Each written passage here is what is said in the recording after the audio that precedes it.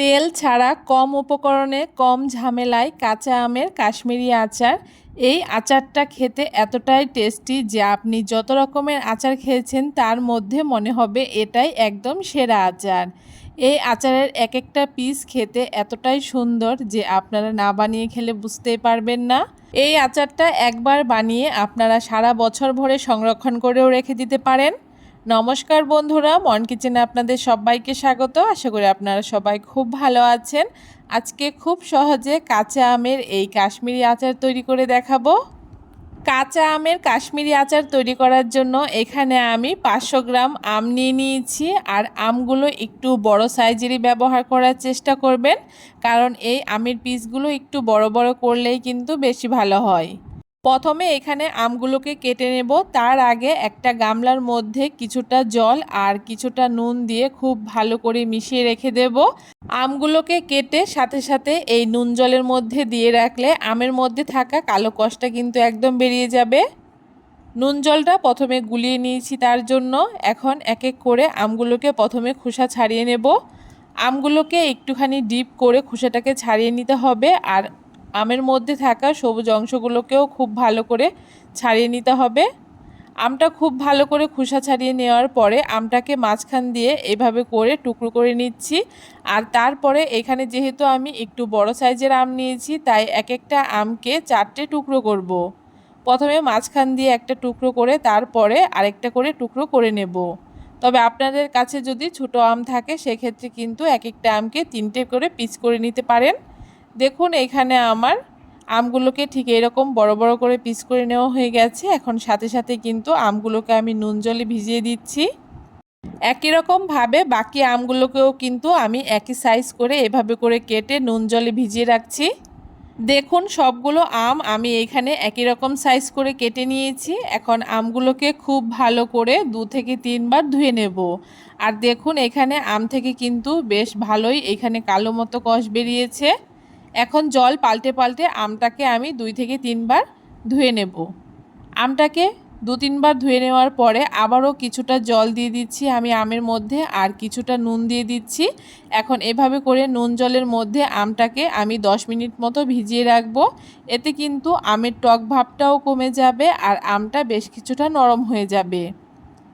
আমটাকে 10 মিনিট মতো ভিজিয়ে রাখা হয়ে গেছে। এখন আমগুলোকে খুব ভালো করে জল ঝরিয়ে নিয়ে একটা শুকনো কাপড়ের টুকরো দিয়ে আমগুলোকে খুব ভালো করে মুছে নিয়েছি, যাতে আমের মধ্যে কোনো রকম জল না থাকে।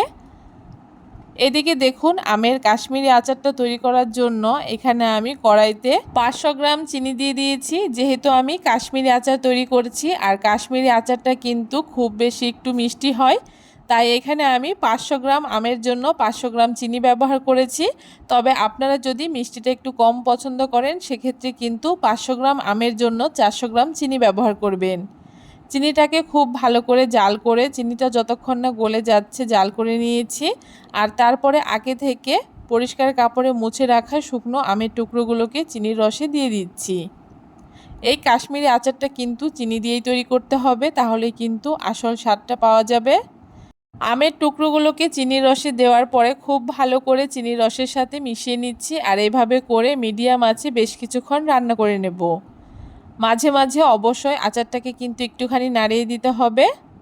এইভাবে করে আস্তে আস্তে আচারটাকে রান্না করতে করতে দেখতেই পারবেন আমগুলো কিন্তু আস্তে আস্তে স্বচ্ছ হয়ে যাচ্ছে, মানে আমের ভেতরে খুব সহজেই চিনির রসটা ঢুকে যাচ্ছে। বেশ কিছুক্ষণ আচারটাকে আমি রান্না করে নিয়েছি আর আমের ভেতরে কিন্তু একদম পুরোপুরি চিনির রস ঢুকে গেছে। আমগুলোকে তুলে আপনারা দেখলে বুঝতেই পারবেন চিনির রসটা খুব সুন্দর কিন্তু আমের ভেতরে ঢুকে গেছে। এখন এই কাশ্মীরি আচারে একটু কালার আসার জন্য আমি হাফ চামচ মতো কাশ্মীরি লঙ্কার গুঁড়ো দিয়ে দিচ্ছি। আর তার সাথে 2 ইঞ্চি মতো আদার টুকরোকে আমি এরকম লম্বা লম্বা করে কুচিয়ে আদা কুচিটাকে দিয়ে দিচ্ছি। আর কয়েকটা শুকনো লঙ্কাকে এরকম লম্বা লম্বা করে দানা ফেলে আমি শুকনো লঙ্কাগুলোকে দিয়ে দিয়েছি।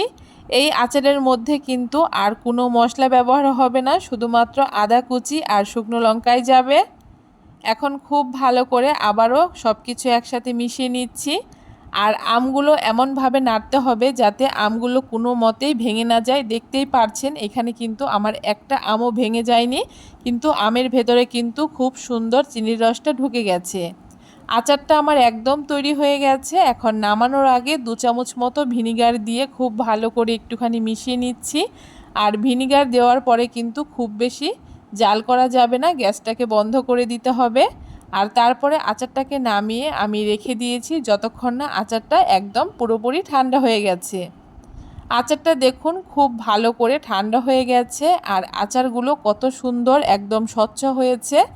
এখন আচারগুলোকে আমি একটা প্লেটের মধ্যে তুলে নিয়েছি, আর আচারের ভেতরে কত সুন্দর রস ঢুকে গেছে। একটা আচার আমি আপনাদেরকে ভেঙে দেখাচ্ছি। আপনারা কিন্তু অবশ্যই একবার এই কাঁচা আমের কাশ্মীরি আচার তৈরি করে খেয়ে দেখবেন। এই আচারটা দুর্দান্ত হয় খেতে।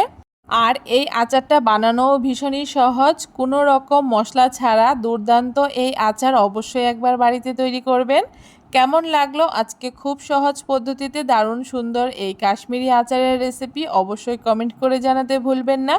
ভিডিওটা যদি ভালো লেগে থাকে অবশ্যই সবার সাথে বেশি বেশি করে শেয়ার করে দিয়ে আমার চ্যানেলটাকে সাবস্ক্রাইব করে দেবেন।